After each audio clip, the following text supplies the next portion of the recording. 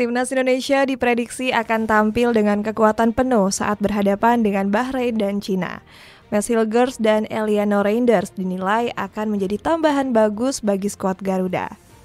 Namun hadirnya dua pemain ini justru membuat calon lawan Indonesia ketar-ketir.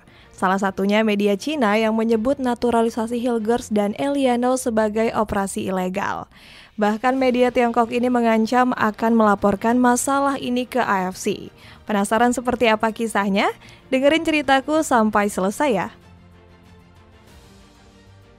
Media Cina akan laporkan Indonesia ke AFC.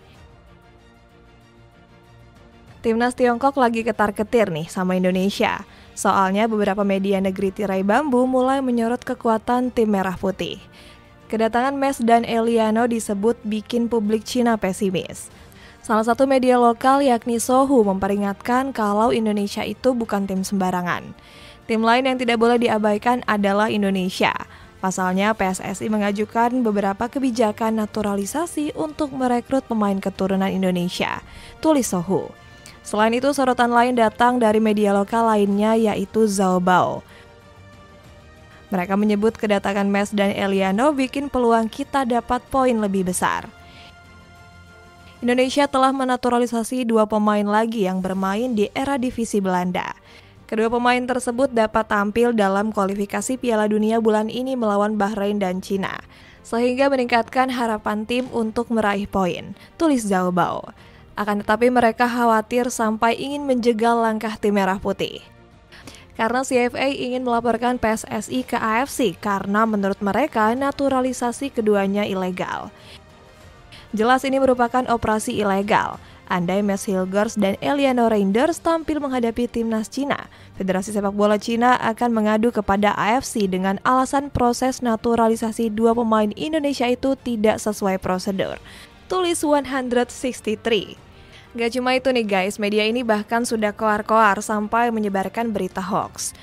Menurut mereka, Indonesia sudah disanksi oleh AFC dan kalah WO dari negeri Panda. Fitnah dari luar negeri ini ternyata ditanggapi dengan santai di tanah air guys. Soalnya anggota Exco PSSI Arya Sinulinga menyerukan publik tanah air tetap bersatu mendukung timnas. Saatnya kita bersatu, jangan mau diprovokasi oleh pihak atau negara manapun.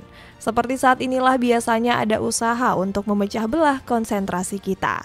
Bersatu kita teguh, bercerai kita runtuh, tulis Bang Arya dalam unggahan di akun Instagram pribadinya. Media Bahrain khawatir dengan Indonesia.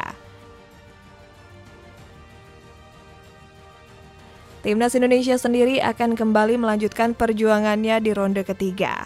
Laga selanjutnya akan menyajikan perlawanan dari Bahrain yang punya kenangan indah saat berhadapan dengan Garuda. Tapi ya, media negeri Mutiara Teluk saat ini sedang ketakutan melihat timnas Indonesia.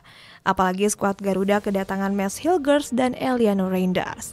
Media Alwatan sendiri mengaku harus mencari cara lain untuk bisa mengalahkan timnas Indonesia. Bahkan mereka meminta Dragan Talajic untuk lebih intens melatih anak asuhnya.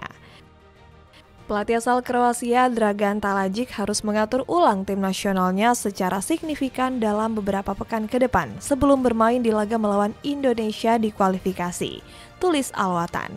Gak cuma itu guys, Bahrain sendiri sampai heran melihat Indonesia yang terus diperkuat pemain keturunan baru.